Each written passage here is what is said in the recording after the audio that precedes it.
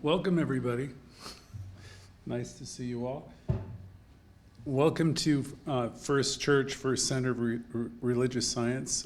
We're a group that's committed to transforming lives for empowered living. We have great information to share with you. We have information that can help you, that can heal your life. I want to welcome all of you who are here and present. It's nice to see faces in the audience. We're going to start working on that. I got Lady By with us, and so that's one of our intentions.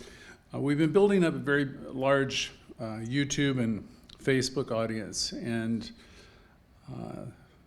approximately 150, 60 people signing up every week, so it's pretty amazing. We're fond of saying here, we borrow from Reverend Ike, that you just can't lose with the stuff we use. You can't if you work with it. So let's get to it. This is the center of Raymond Charles Barker, who said something terrific one day. And I know all of you have heard it before, but I thought, how many of you have really heard it? When he said, you are the whole bit. Now that's, if you can really take in what he's saying there, you're like the Alpha and the Omega. You are everything. It's everything you're looking for is in you. You are the whole thing. And I was talking to a friend last night, and I said, geez, that is such a profound statement. I wonder who really understands it. And the lady I was speaking to, she said, probably nobody. And I said, well, it's exciting. Because sometimes we think we're stranded, we're alone, and no one loves us, no one cares, and we don't feel very powerful. And it's just the opposite. You never can be alone. You're never powerless. You have power. You have more power than you know what to do with. So it's an exciting thing to wake up and realize that you were an inlet and outlet of the thing itself. So I have my notes on this wonderful idea of his. And I wonder how many of you understand, how many of you are listening, if you get the depth of that. And probably not everybody, but that's okay.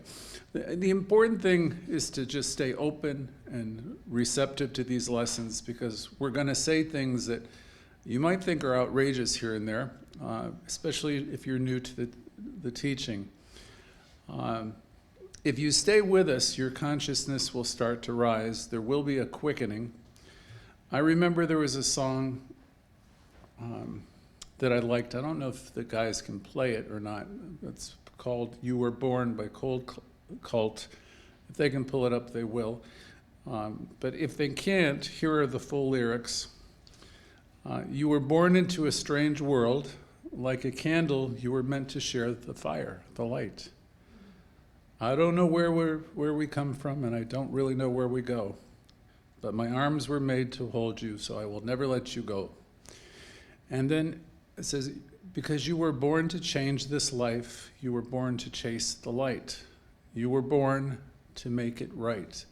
You were born to chase the light. You were born to take this fight.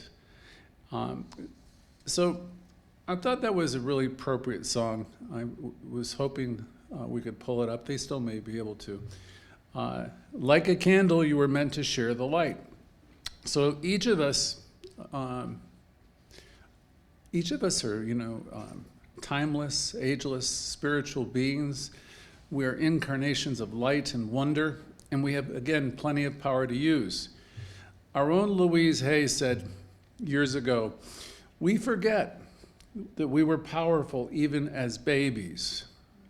We forget that we knew how to get our needs met from the time we were born. Our families were there responding to our smiles and our cries, and we were really good at getting what we wanted. All the adults are going crazy looking at us and, responding to us. Our families were responding both to, again, our smiles and our cries. We were celebrated as infinites, and we were so amazing. And you might not think of yourself as powerful then, but you were. We were born into this world. We came into this world with a sense of wonder, a sense of importance. And then over the next few years, where we're absorbing everything like a sponge, it is though the light of that understanding seems to go out. I've heard lots of different authors speak of that time. What came to mind this weekend as I was preparing my notes, there was Michael Newton in his book, Journey of the Souls, who wrote that we bring this knowledge, this awareness with us when we're born, but we forget it as we grow and as we become immersed in the physical world. And then another person I was studying a bit many years ago, Brian Weiss, said we come into life with a purpose of certain things to learn, and that we have access to this knowledge and wisdom from the very beginning. And you have access to it now. So Louise, Hay, Newton, and Weiss suggested that our soul carries knowledge and wisdom with it from the very beginning, from the very start. And it's knowledge that in some instances are beyond our current present day understanding. Some of us know what your soul's purpose is. Some of you have been doing that kind of work, and you really know who you have come here to be. And many of us on the call are trying to figure that out. Who have I come here to be? What have I come here to do? What have I come here to experience? Many of you are waking up to realize I'm an inlet and outlet of God activity. I am it. I'm the whole bit. And that's astonishing. And what is, once you wake to that, you've really awoken to some really big things. So once you come into this process and you learn to follow your bliss, you're beginning to learn to live what we call the affirmative life.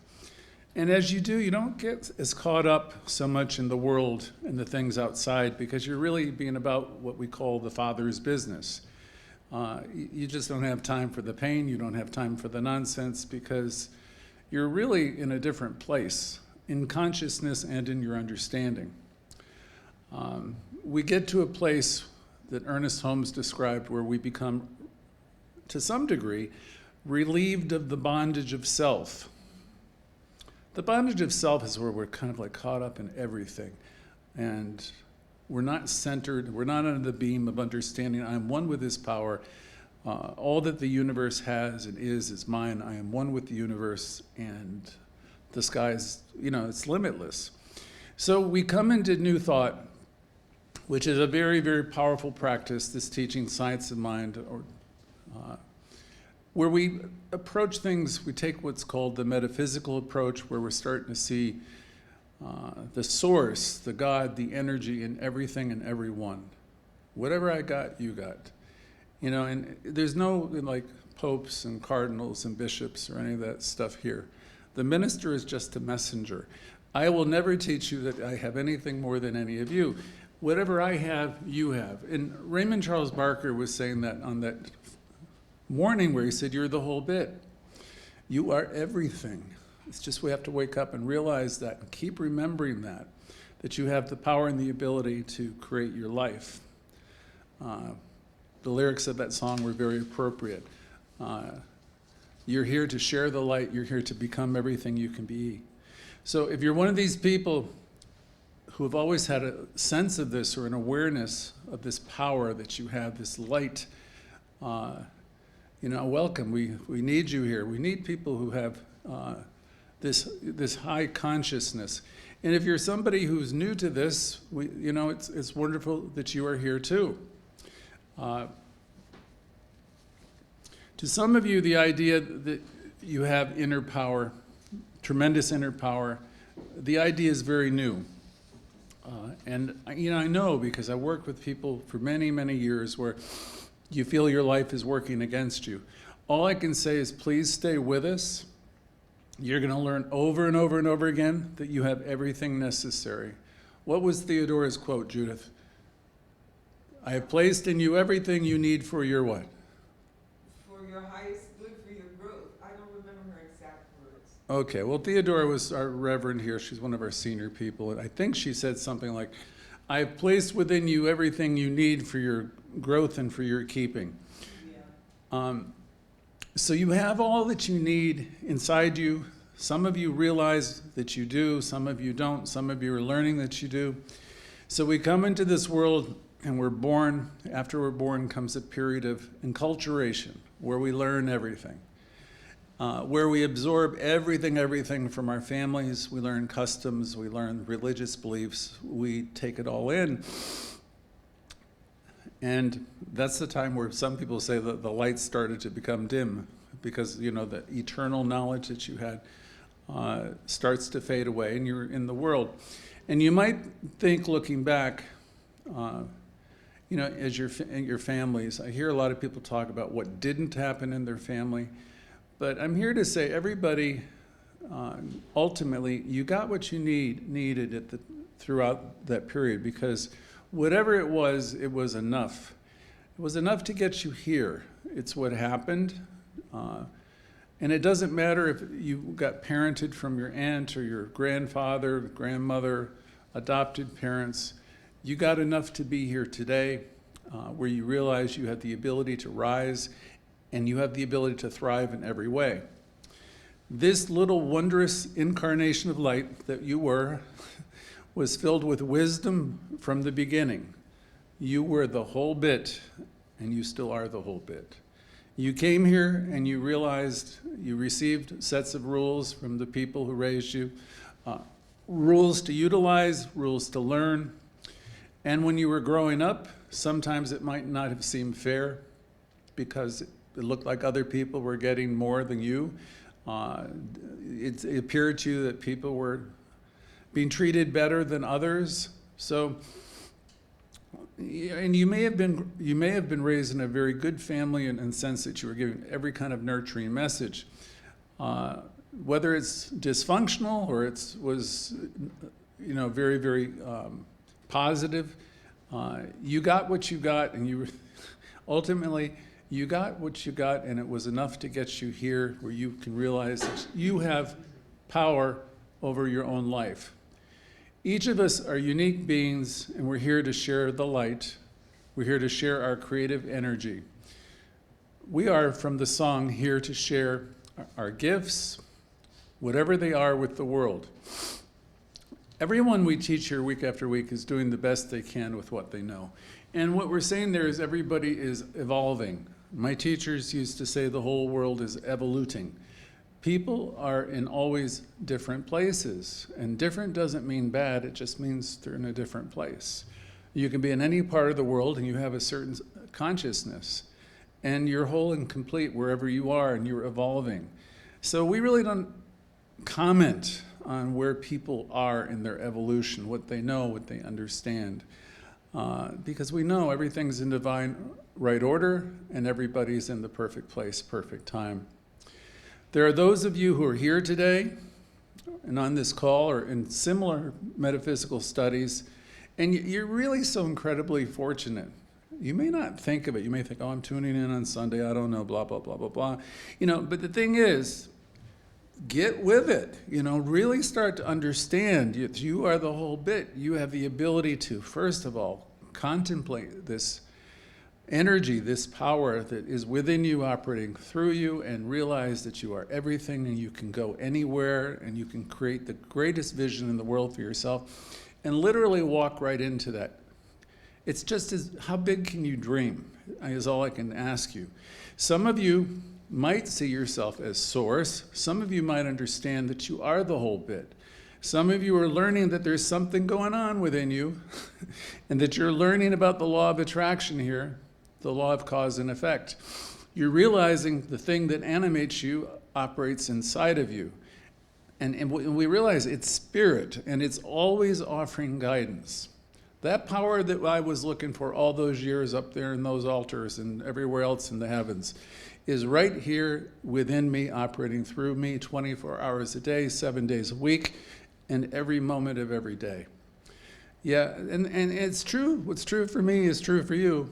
But the thing is, not everybody realizes that they have that connection, they have that power, that they are part and parcel of that power. You have the power to proclaim things. You have the you have the power to name things. Your word, as Florence Scovel Shinn said, is your wand.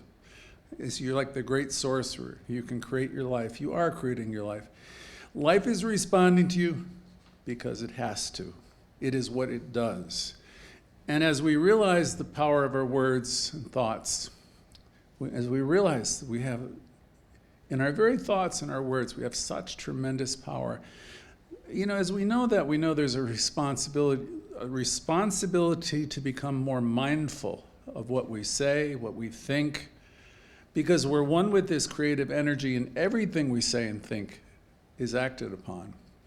We're called to go within for guidance and speak of what's good and what's valuable. We have a song that one day I want my guys to play. We want to talk about what's happy, not sad. One day they'll interject that into our music. When we engage in criticism, judgment, and in being reactive to people or external circumstances, we are giving our power away. So whenever we're doing that, talking, critically of the world, or your family, your significant other, or you're judgmental, resentful, wherever we're being reactive to people and external circumstances, we are essentially giving our power away, and then we are limiting ourselves. It isn't about what you're doing to them. We are limiting ourselves. When we fully embody this teaching and put it into practice, we will experience a state of harmony and inner peace that eludes us usually. We become lifters here. We learn to be applauders. We're here. Religious scientists are here to see the good. This is our thing. If I spend my day thinking about what's good and thinking about my connection with Source, then I'm going to have inner peace. If I'm doing it the other way, what's wrong and what's missing and ain't it awful and poor me, then I'm going to create a disaster. The choice is always with you. What your family members are doing or saying about you when you're centered in this teaching won't impact you very much. What the world is saying about you won't impact you very much either. What's happening outside won't throw you. No one and nothing can take away your power or disturb your inner peace unless you allow it to happen.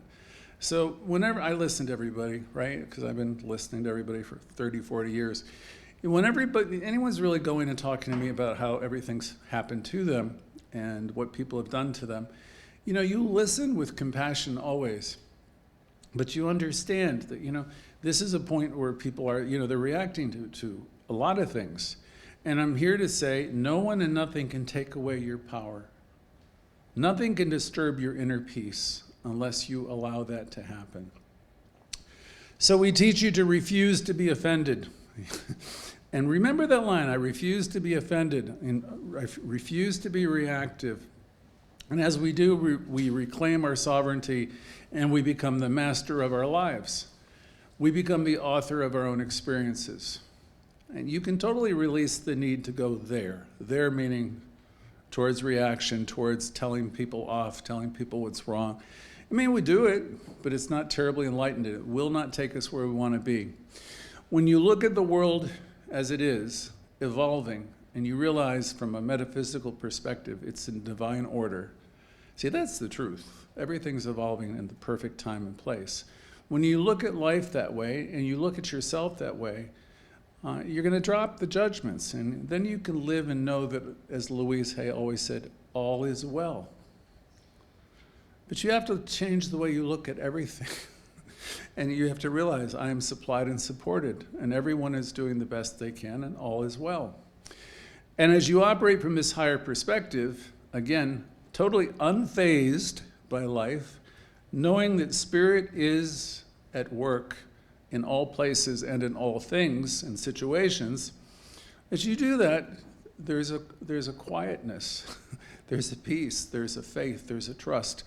Our part is to understand that each of us possess unique talents, gifts, and creative energy that can and will contribute to the world in meaningful ways. By embracing and celebrating our individuality, knowing that there is power within, we are the whole bit, by knowing that, we can tap into our inner sense of peace and happiness. As adults, it's really time, if you've been around this teaching for a while, it's time to break free from the chains of societal and parental expectations.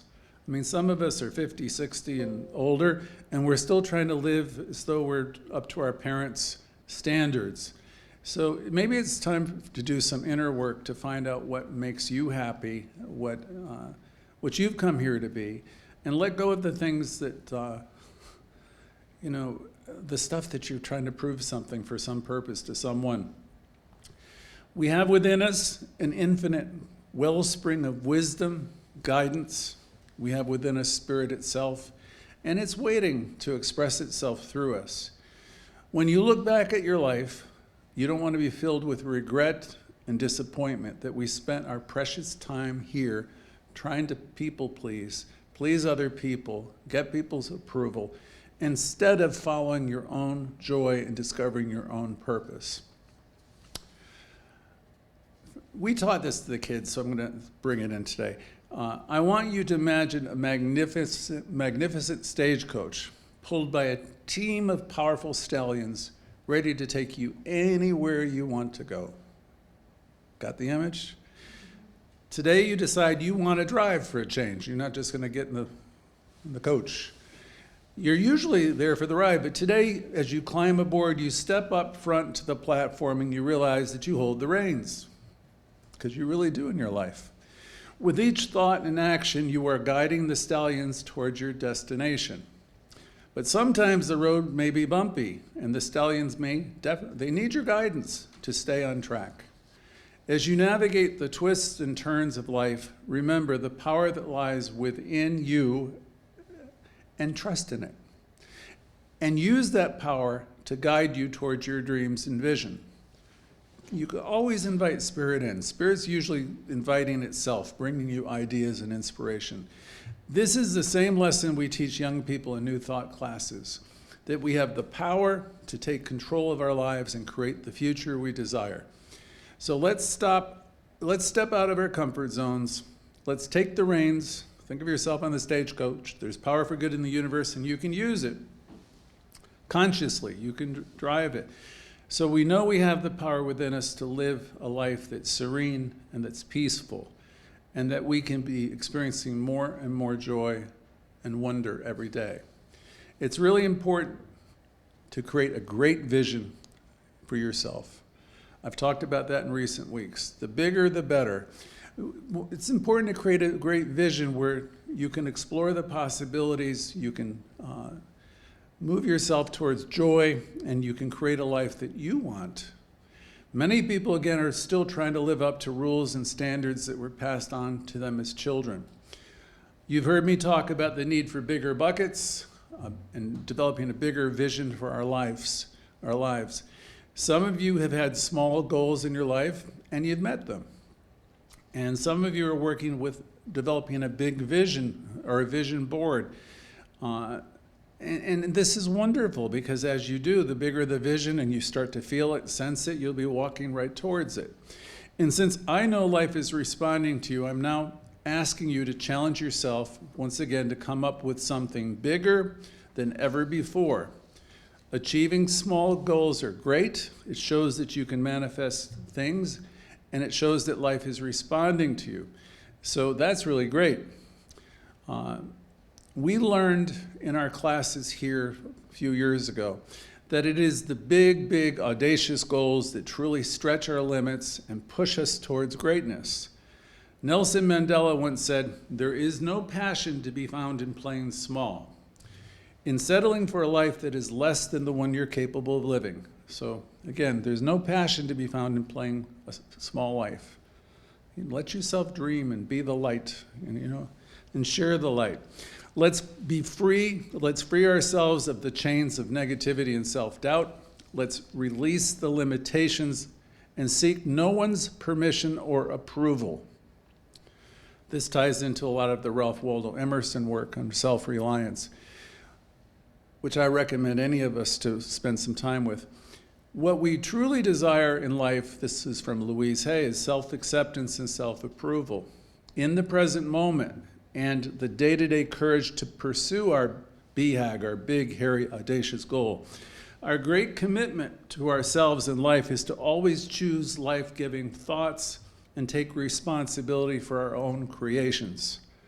We are here to be lifters always. We do this in consciousness. Our creative energy and inner light comes from this divine source, this inner light, which we commonly refer to as spirit. When we connect with this source, we unlock a level of consciousness and creativity that will empower us to express our unique gifts and talents and manifest our vision into reality. We at any time can commune with this inner power, since it's always there, guiding. We practice the awareness of this presence. We are mindful always that we are one with it. And as we tune into it, we discover more and more we have all that we need to move forward. Everybody here in the center who's even contemplating these ideas and the power that they have at their disposal, who's beginning to do this inner work, who are involved in self-healing, I want you to know self-healing is sacred work.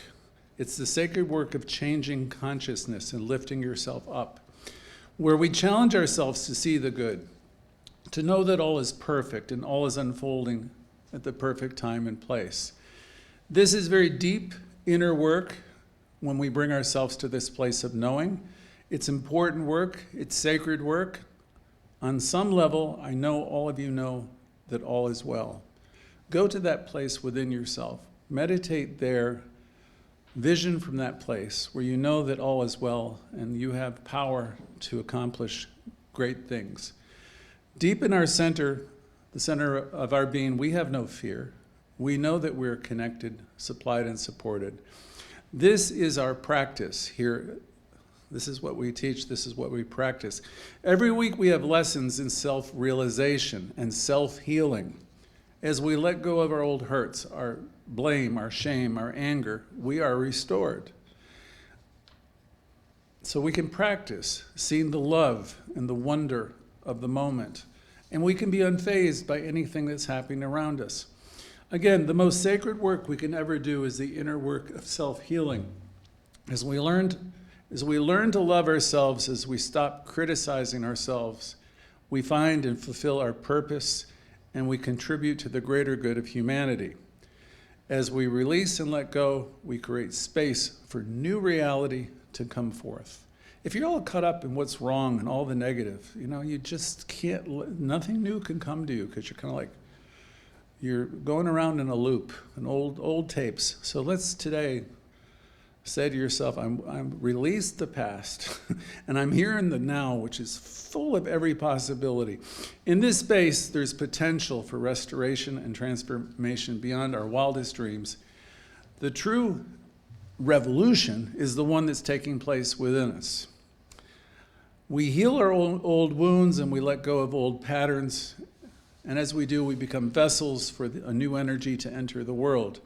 We become the agents of change. We lift the world through the power of our own transformation.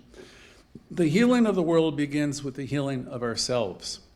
As we awaken to our true nature and release the limiting beliefs that have held us back, we become a force of love and light in the world. We become beacons of hope, shining a light on the path to true healing and transformation. By using our gifts to better ourselves and others, we create a ripple effect of positive change that can help uplift the world and make it a much better place. I remember when I was a kid, there was a lot of fairness issues. Big family. This isn't fair, that isn't fair.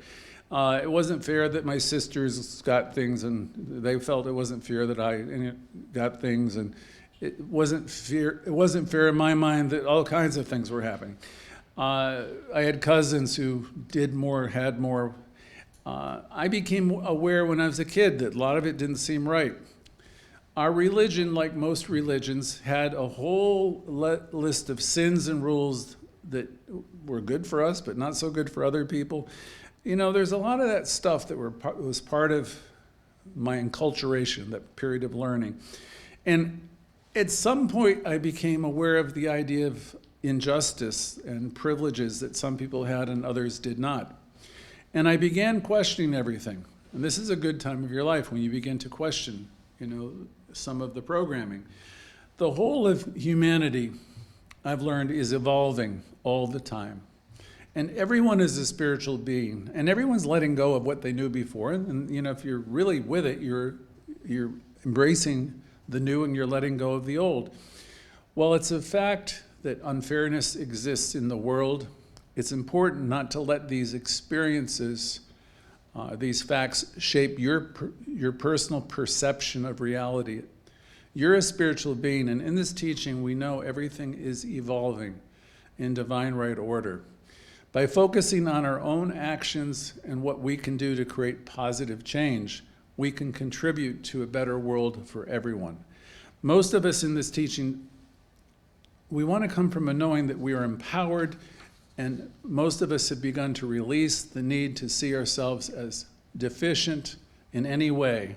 We release the need to see ourselves as bad. We release the need to see ourselves as a victim. We're here to learn. We're here to grow. We're here to share the light. And every day, there's going to be new lessons. And you always have within you what it takes. Remember, you are the whole bit. If you're practicing this teaching, there's not much that life can throw at you because you have what it takes. You come into this world fully equipped. After you have experienced a loss of any kind, acknowledge the emotions that come up, acknowledge the fear, the sadness, whatever it is. Feel the feelings, but be careful not to see yourself as a victim of what we have been through. Remember always in your own mind, I am not a victim of the world I see. Challenge yourself wherever you are in life not to feel sorry for yourself. And then after a while, take any lessons or insights you have learned. We are always learning and growing. So we begin by self-inquiry. Those of you who are in 12-step programs, there's lots of inventories, self-inquiries. We step out of our conditioning. We overcome our early training. And we begin to correct the mistakes and the misinformation. And then we learn to face whatever pain or hurt or loss we have experienced. We don't avoid or suppress, we learn to acknowledge it and move through it, just like Buddha did. Many of you may not know his story. Briefly, I'll tell you, he was born into a rich family, but he felt empty and he left it all to seek enlightenment, like many of you are doing. He, like some of you, went here and there seeking answers. He came to know that he did not need to live in austerity, that he could balance worldly good and practice self-care. It's a little bit like what we do. He eventually received enlightenment through meditation, through centering himself, and then he began to teach his insights. The reason I mention this today is he was on a journey, and so are each and every one of you. He was on a journey that broke through the beliefs and traditions of his upbringing so he could discover a path to spiritual awareness and self-love. His story serves as an inspiration for anyone seeking to break free of limiting beliefs, old stories, dogma, or traditions. So I encourage everybody, I encourage myself today to go our own way, to discover that power that is within us, that will bring us to inner joy, and take that journey, which we often refer to as the journey without a distance. Each of us have everything we need. Each of us are engaged on if you take this teaching at all seriously, you'll understand that each of you are engaged on a hero's journey. You came in as a being of light and wonder. Again, you came in, you are the whole bit, and you got through your childhood. You've learned many lessons. And I know some of us have stumbled and we've fallen more than a few times. And we've felt pain and loss, heartache too. But you're here now, it's a new day, you've survived, and you're much wiser for everything you've been through. Speaking of failures, I'll remind you of Edison. Edison, the great achiever, right, failed more times than anyone that we've ever heard of. And speaking about his failures, he said, I have not failed, I've just found 10,000 ways that don't work. So never, never, never give up on yourself. You are supplied and supported. And don't quit before you see the miracle. Be like Edison and continue to experiment, make adjustments. There will always be guidance within you. There will be a quickening for you if you allow it. And you're going to succeed. Any kind of success often requires staying at it. Keep doing the affirmations and the denials. Learn affirmative prayer. Release anything and everything that gets in the way of seeing and experiencing the good. Have the willingness to face a new day, letting yesterday really be over. Stop bringing it in. Know that you have what it takes to make this day anything you want it to be. You have the power. I know many who are with us are learning about the things we need to let go of. We need to let go of lesser ideas for the greater to manifest. Over time, we've developed what we call attachments, where we have really wanted things to show up a certain way. We want people to be a certain way, and we don't feel good when things don't work out the way we want. I read a book many years ago by Ken Keyes. It was The Handbook to Higher Consciousness. And it would be good if some of you picked it up. He had one line that I always loved. He said, "Let your addictions or your addicted needs be turned into preferences." See, that works better. You might want things to be a certain way, but if you can let it be a preference and not really be attached to the outcome, when we pray and do affirmative prayer in Science of Mind or in most New Thought places, they'll say, "I pray for this, I affirm this or something better." So that's a much better way to approach it. So if we could turn these attachments or these prayers, see, when we pray in the way we teach you here, we know that we have love, we know that we're supplied, we know that we're supported, and we think of our vision and it's always going to be this or something better. We let God be God. We let Spirit, manifest this or something better. So in the prayer process, when you're declaring something you want to experience, it's a good idea to release the affirmative prayer, knowing that it or something else that's better will demonstrate. We have a lot of people finding us everywhere in the country now, in some cases in other countries, and it's wonderful. Sizu told us we had I don't know, it always seems to be 153, but it's over 500 people who signed up this month. And then our reach is going out on the other platforms. I don't really know how to calculate it, but it's really wonderful that we're able to connect with so many people and remind them of this, because I don't know where people get this message, but those of you who tune in, you're really the lucky ones. I'm the lucky one too, because I'm here to realize it, teach it, and we come together to celebrate that you're the whole bit. You have everything you need. Louise Hay said it's all very simple, and you'll hear me say that all over and over again. You'll hear that, and in everything we do, and that you have the power within you to heal your life, and it's all about you and your consciousness. So it's exciting. Many of you are at a turning point when you come to a lesson like this. I want you to know you're in the right place. I hope you start to consider some of the things mentioned today. I hope you start to understand and take in that you are an inlet and outlet of this creative energy. Yes, again, and I want to drive it home for probably the last time. You are the whole bit. All of you. Are you willing to surrender to that reality? Are you willing to understand that as the universe created you whole, perfect, and complete? And I know that's a lot to take in, but it's true. Many of you are moving in that direction, and you're learning self-acceptance and self-love, and you're learning that they are the keys. They're the keys to starting the journey. You are on a hero's journey, whether you know it or not. And again, the hero's journey always involves a person leaving from one place, embarking on a journey of self-discovery and transformation. That's what many of you are doing here. The hero has a vision and usually faces some obstacles and setbacks that come with pursuing your bigger goals. You receive guidance, though, every step of the way, unexpected guidance. Surrendering to this journey and pursuing your bigger vision also means you're open to change and being new moments, to receive insights that arise along the way. In finding this teaching and in learning to know that there is presence here, and knowing that this presence is within us, it's around us, it's responding to us, that's a tremendous opportunity right now. You have a great opportunity here in this very moment to realize I'm supplied and supported, I'm one with the one. You have an opportunity also to reimagine our life, your life, goals, purpose, knowing whatever the mind can conceive and believe, it will be outpictured. So here's a question as I wind it down. What would your life be like? What would the rest of your life look like if you could have it your way? That's a big question.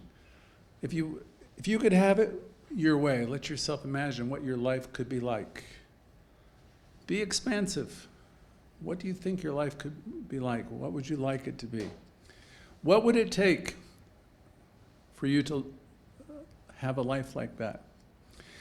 And I'm going to say to you, you can have that idea you just thought of, or something better. So write it down. Start journaling. Start doing a vision board. Start meditating about a much bigger life experience. Create a vision board, a journal, whatever you want to do, but start to imagine something much, much bigger, something like you just began to think about. You see, you absolutely have the potential and the power to create such a life as you dream and envision. And that's wonderful. You write the story and you get to have it. And you are the whole bit. And so it is.